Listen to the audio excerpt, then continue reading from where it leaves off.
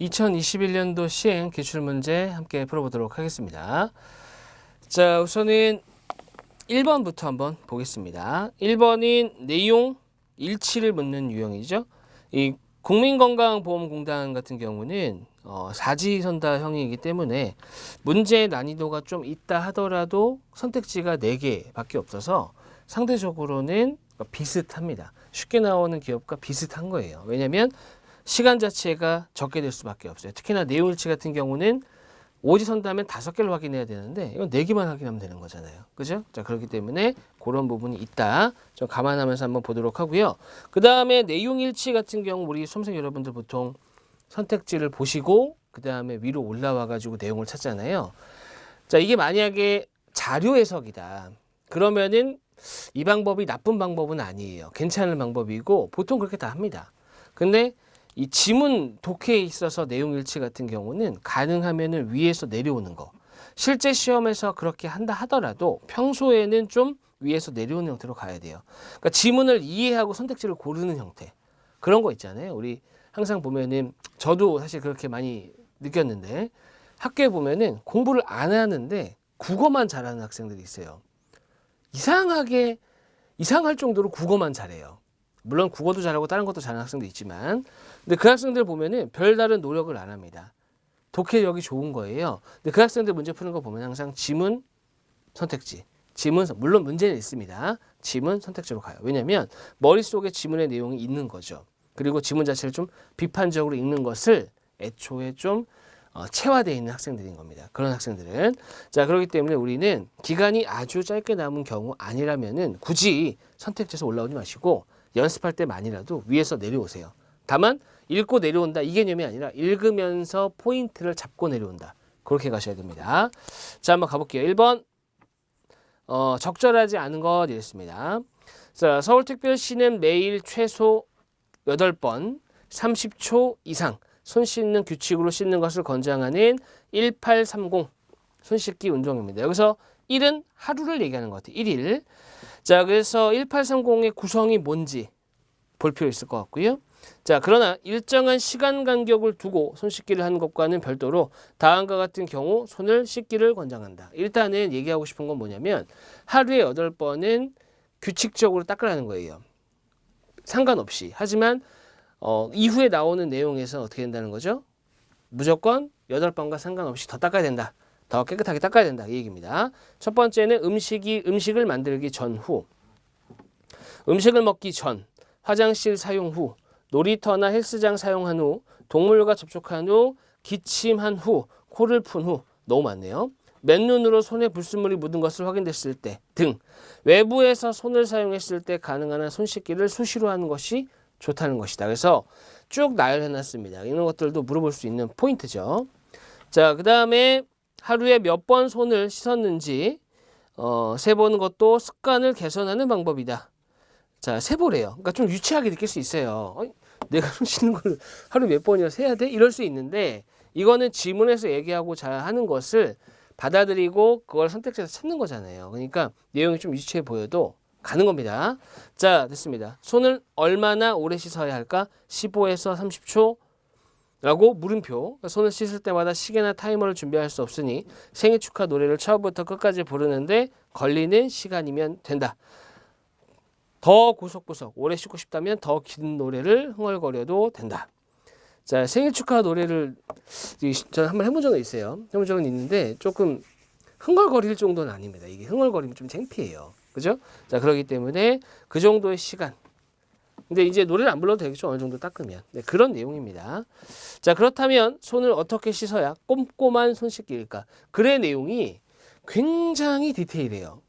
하나하나를 다 얘기하고 있죠. 앞에서는 언제 닦아야 되느냐. 하루에 처음에 몇 번 닦아야 된다. 그리고 더 닦아야 된다. 더 닦는 건 언제 닦아야 된다. 그죠? 그 다음에 몇 초나 닦아야 되느냐. 그리고 어떻게 해야 꼼꼼하게 닦는 거냐. 어마어마하게 디테일합니다. 그죠? 자, CDC의 5단계부터 WHO의 11단계까지 손 씻기 방법은 다양하다. 질병관리청은 6단계 20초 이상을 권하고 있다. 흐르는 물에 손을 충분히 적신 후 비누를 손에 묻혀 손바닥, 손등, 손가락 사이, 손톱 밑까지 구석구석 강렬히 생일 축하 노래를 2번 흥얼거리며 문지른 후 다시 흐르는 물로 씻는다고 생각하면 된다. 자, 글의 내용이 어마어마하네요.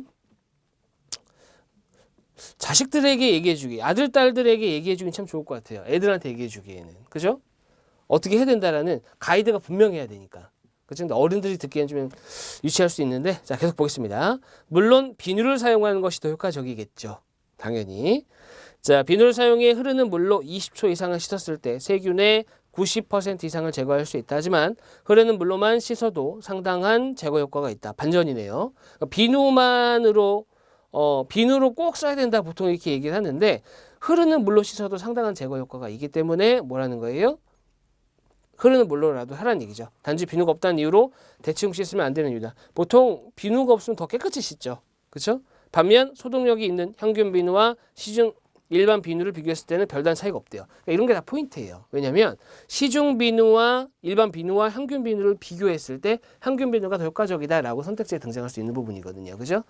자, 다음 습기가 많은 곳에서 곰팡이가 쉽게 피듯 젖은 손은 미생물 전이를 돕는다. 그렇기 때문에 손을 건조하는 것 또한 매우 중요하다. 손을 어떻게 말리는 것이 가장 효과적인지에 대해서는 여러 연구가 아직 나오고 있다. 보건복지부는 가장 이상적인 건조 방법으로 일회용 종이 타월 한 장입니다.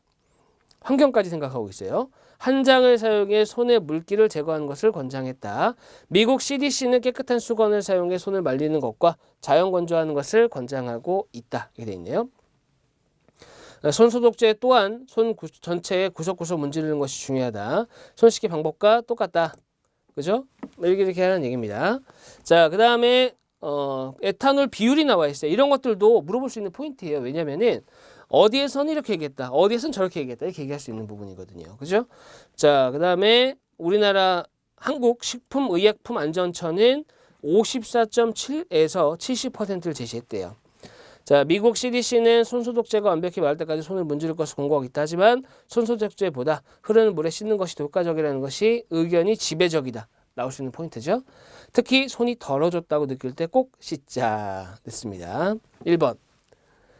손을 규칙적으로 씻기 위해 하루에 몇 번 손을 씻었는지 세보는 것이 좋겠어. 이게 언뜻 보면은 너무 이상하다 싶은데 이 내용이 글에 있어요.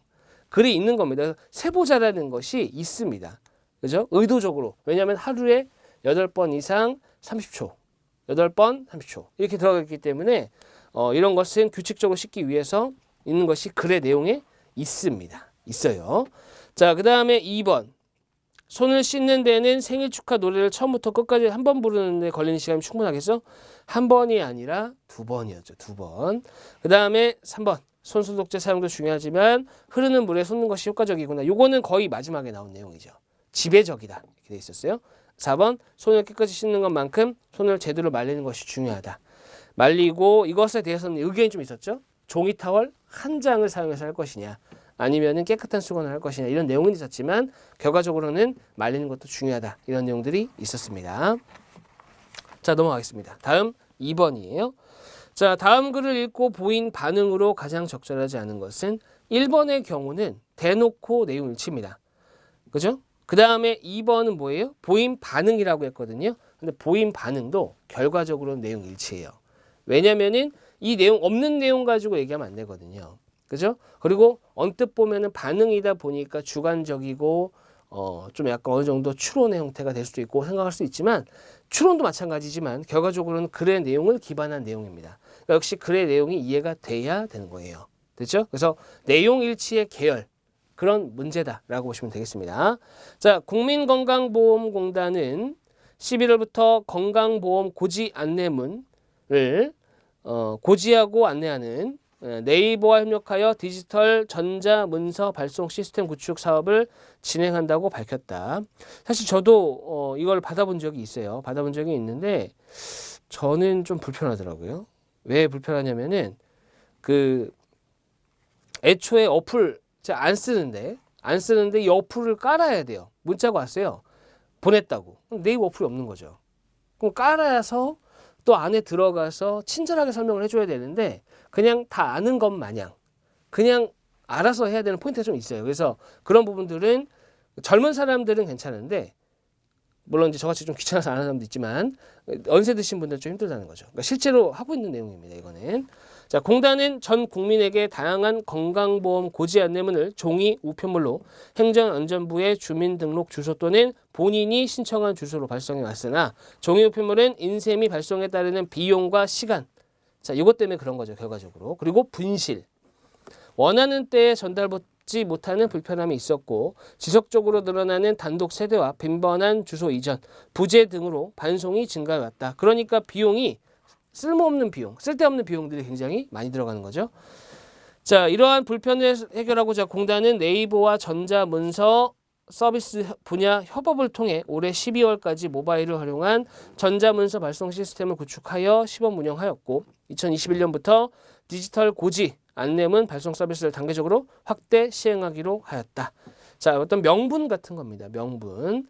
자, 이번 사업은 5년 동안 단계별로 고지 안내 방식의 전환 및 발송을 목표로 디지털 방송 서식 전환, 발송 서식 전환, 업무 프로세스 표준화, 발송 시스템 구축, 대국민 참여 등으로 진행될 예정이며 네이버 전자문서 서비스를 통한 건강보험 고지 안내문 발송으로 모바일에서 국민들은 언제 어디서나 공단의 전자문서 손쉽게 열람하고 그 다음에 건강검진 대상 확인, 환급금 조회, 신청까지 원스톱으로 해갈 수 있게 된다. 자, 일단은 이 내용을 보시면은 결과적으로 어떤 내용들이 있는지를 보여주는 거예요. 그럼 당연히 이 내용 중에 일부를 가지고 선택지에서 등장하게 할 수 있는 거죠. 그렇죠? 자, 공단은 정부 혁신 종합 추진 계획 및 언택트 시대에 맞춘 이러한 공공 서비스 개선 사업이 민간과 공공기관의 협업으로 국민의 알 권리 충족과 다양한 건강보험 정보를 보다 안전하고 편리하게 이용할 수 있는 전환점이 될 것으로 기대하고 있다. 자, 기대하는 바 나와 있습니다. 그러면 이제 이렇게 얘기하는 거죠. 이런 걸 기대하는데라고 반응을 보일 수 있다는 거죠. 자, 이것도 포인트가 됩니다. 그 다음에 전자문서는 블록체인 기술 적용 등 보안이 강화된 인증서로 보안 인증 절차를 거쳐 일람할 수 있다. 고지 안내문에 담긴 개인정보와 민감정보는 공단 모바일로 연동하여 확인하도록 하여 이용자의 개인정보를 안전하게 보호할 수 있도록 추진하고 모바일로 발송되는 전자문서에 대한 국민들의 관심과 참여를 높이기 위해 네이버와 함께 다양한 홍보도 계획하고 있다. 자, 최근에는 그래요. 최근에는 오히려 그 보안이 더 철저해지고 그 다음에 강화되어 있는데도 불구하고 예전에는 예를 들어서 공인인증서 같이 뭔가 비밀번호 설정하고 반드시 공인인증서를 거쳐야지 이체를 하거나 아니면은 결제를 하거나 이렇게 할 수 있었거든요. 지금은 그냥 번호 몇 개 누르거나 지문 인증만 하면 끝나잖아요. 그러니까 그렇기 때문에 점점 더 발전하고 있는 거예요. 상황 자체가. 그렇죠? 그래서 보안이 강화됐음에도 불구하고 더 쉽게 되고 있는 거죠. 그런 부분들이 좀 있습니다. 자, 공단 정보화 본부 관계자는 대국민 고지 안내문 발송 패러다임 전환을 위한 디지털 전자문서 발송 시스템 구축의 성공적 이행을 위해 네이버와 적극 협력을 추진하고 있으며 자, 한 얘기를 또 하는 거죠. 이번 디지털 문서, 전자문서 고지 안내문 발송 서비스는 국민의 적극적인 참여가 중요하므로 12월에 네이버를 통해 안내 예정인 전자문서 본인 인증에 적극 참여해 주시길 당부드린다며 공단은 국민에게 다가가는 소통형 정보 활용을 위해 어쩌고저쩌고 나갈 것이라고 밝혔다라고 되어 있습니다. 자, 보겠습니다. 적절하지 않은 거. 1번 때와 장소에 관계없이 언제 어디서나 건강보험 내역을 확인할 수 있어. 이거는 내용에 해당한다라고 말씀드렸잖아요. 그죠? 자, 요거는 네 번째 문단에 있습니다. 이번 사업은 5년 동안 여기서 시작하는 거죠. 그래서 보시게 되면은 건강검진 어디 보자.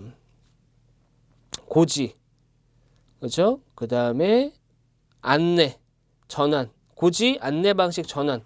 그다음에 또 건강보험에 대한 고지, 그 다음에 안내문 발송, 그 다음에 언제 어디서나 손쉽게 열람하고 건강검진 대상 확인, 환급금 조회, 신청 원스톱으로 해결할 수 있게 했다. 다 됐습니다. 들어가 있는 내용이고 그 다음에 2번 볼게요. 전자문서를 통해 즉각적인 확인은 가능하지만 환급금 신청을 위해서는 공단을 방문해야 돼. 이 환급금 신청은 네, 이것도 네 번째 문단에 있는 내용이죠. 건강검진 대상 확인, 환급금 조회, 신청까지 원스톱으로 해결할 수 있대요. 신청도 할 수 있는 겁니다. 그죠? 자, 그렇기 때문에 2번입니다. 방문할 필요 없어요. 3번, 인증서를 통해 고지서를 확인할 수 있기 때문에 보안상으로 걱정 없다고 그랬죠. 그죠? 보완은 강화됐다. 자, 그 다음에 4번은 이 사업이 정착되기까지 최소 5년이 걸리겠어. 자, 이것도 역시 네 번째 문단입니다. 5년 동안 단계별로 한다는 거죠. 그렇죠? 자, 그렇기 때문에 답은 2번이 되겠네요. 자, 그 다음에 3번 가보겠습니다.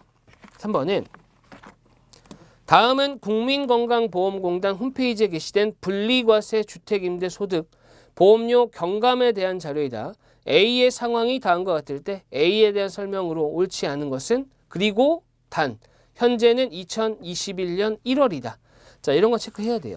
항상 단 이후에 나오는 내용들은 어떤 전제, 오류 방지용으로 들어갈 수도 있지만 기준을 설정하기도 하고요. 가이드 역할을 합니다. 자, 그 다음에 분리과세 주택임대소득 보험료 경감 대상자가 누군지, 그죠? 그 다음에 공통 있고요. 그 다음에 지역가입자와 피부양자에서 상실된 지역가입자. 피부양자에 상실된 지역가입자라는 게 뭐냐면은 피부양자라는 것은 부양자에 딸려 있는 거예요. 피부양자니까. 그러니까 부양을 받고 있는 거죠. 예를 들면은 부모님이 직장에 다니신다. 근데 내가 그 밑으로 들어가 있다. 그럼 난 피부양자인 거죠. 그죠? 결혼을 했다. 근데 이제 아내가 아이를 보고 있다. 그럼 아내가 피부양자가 되는 거고 남편이 아이를 보고 있다. 남편이 피부양자가 되는 거예요. 근데 어떻게 된 거예요? 피부양자에서 상실되는 경우가 있어요. 그 상실되는 경우가 뭐냐면 소득 발생. 일반적으로 소득이 발생하는 경우에는 지역가입자로 돌아옵니다. 상실되고. 자, 그렇게 됩니다. 그 다음에 적용 방법에는 경감률이 나와 있어요. 그래서 임대등록 구분 8년 이상이다, 4년 이상이다, 미등록이다, 얼마만큼 되는지.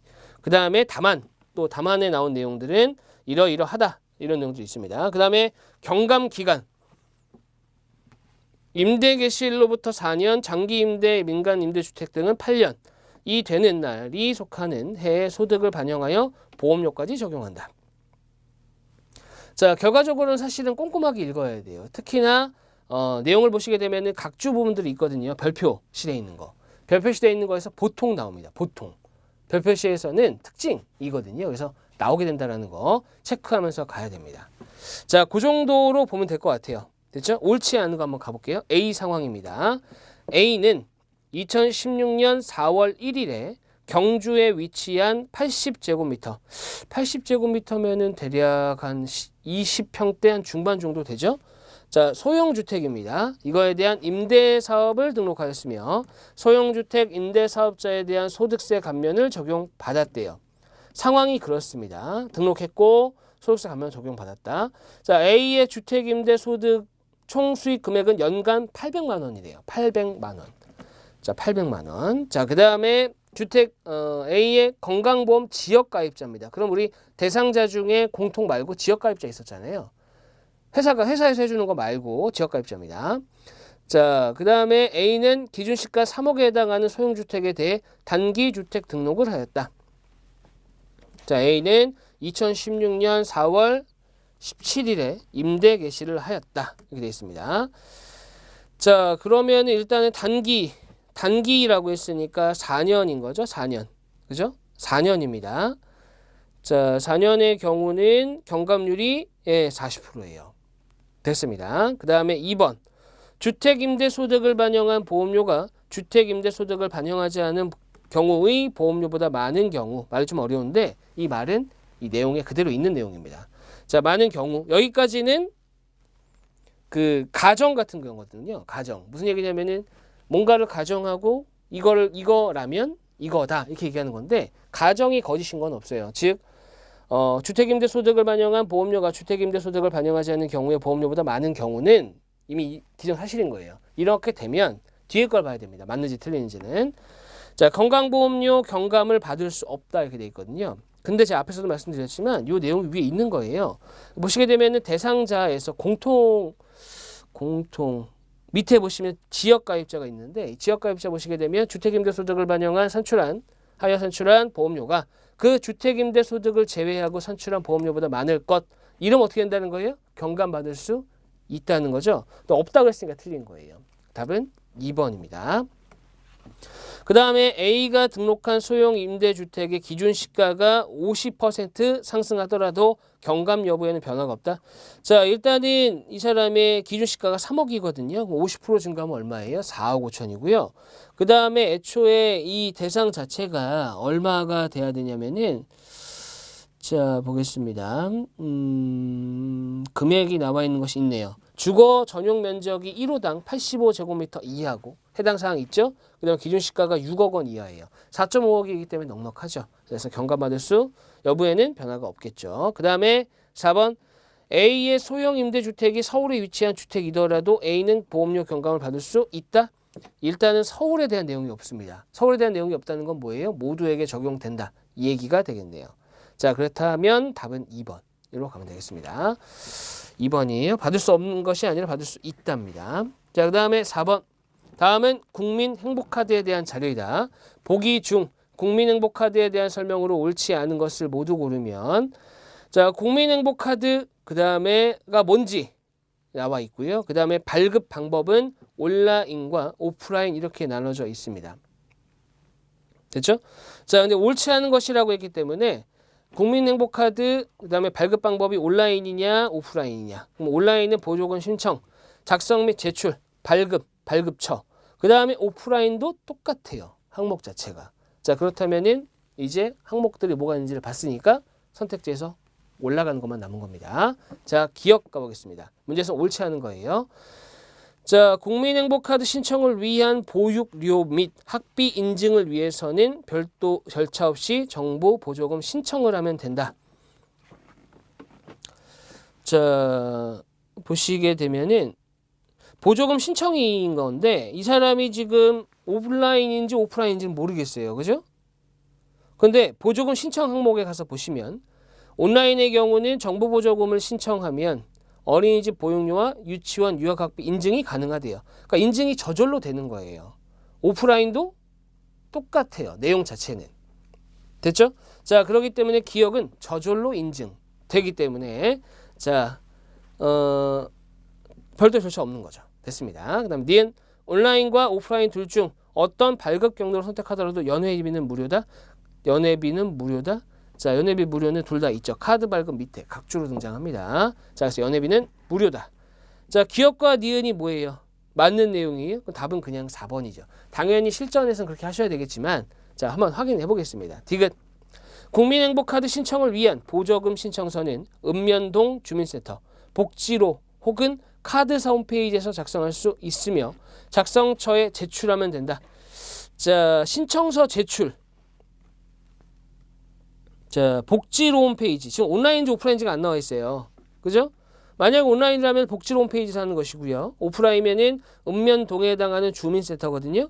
카드사 홈페이지는 없어요. 그죠? 자, 그래서 4번은 디귿은 카드사 홈페이지 때문에 틀렸다. 그 다음에 리을 오프라인으로 신청한 경우 카드를 발급받기 위해서는 읍면동 주민센터 혹은 전국 은행 지점을 방문해야 된다. 자, 발급받기 위해서 할 수 있는 것이 읍면동 주민센터와 전국 은행밖에 없는지. 아, 카드사도 있네요. 근데 리을은 좀 애매해요. 왜 애매하냐면은 카드를 발급받기 위해서는 읍면동 주민센터와 전국 은행 지점 방문해야 된다? 말은 틀린 게 아니거든요. 카드사라는 것이 없다고 틀린 말은 아니에요. 카드사까지 있어야 위에 있는 내용과 똑같은 거지. 그렇죠? 그래서 리을은 좀 애매하다 사실은. 완전히 틀린 말은 아닙니다. 근데 기억과 니은이 워낙 맞는 말이니까 리을은 그래서 틀렸구나. 그 정도는 할 수 있지만 리을이 틀린 말은 아니죠 사실은. 됐죠? 이런 거죠. 만약에 읍면동 주민센터 혹은 전국 은행 지점을 방문해야만 한다. 이랬다면 확실히 틀린 건데 가능한 것 중에 2개 나열한 것이니까 완전히 틀린 것은 아니다. 네, 그 정도만 얘기하고 넘어가겠습니다. 자, 그 다음 5번 보죠. 5번 다음은 국민건강보험공단에서 제공한 외국인 유학생 건강보험 관련 자료이다. 이에 대한 설명으로 옳지 않은 것은 자, 이런 안내문 이런 형태들이 굉장히 잘 나온 형태입니다. 실제로. 왜냐면은 업무에서는 이런 공문이나 이런 내용들을 보면서 확인할 것들이 좀 많거든요. 그래서 이제 그런 문제들 위주로 좀 나온 것 같습니다. 자, 가입 대상은 누군지, 가입 시기, 그 다음에 체류 자격 구분이 있습니다. 그 다음에 가입 절차, 그 다음에 건강보험료 부과 이렇게 항목이 있네요. 자, 큰 틀에서 보면은 소제목들은 그렇게 돼 있고 세부 내용은 선택지 보면서 넘어가도록 하겠습니다. 1번 외국인이 건강보험료를 납부하는 경우 우편, 이메일, 모바일을 통해 고지서를 받아볼 수 있다. 자, 납부입니다. 납부.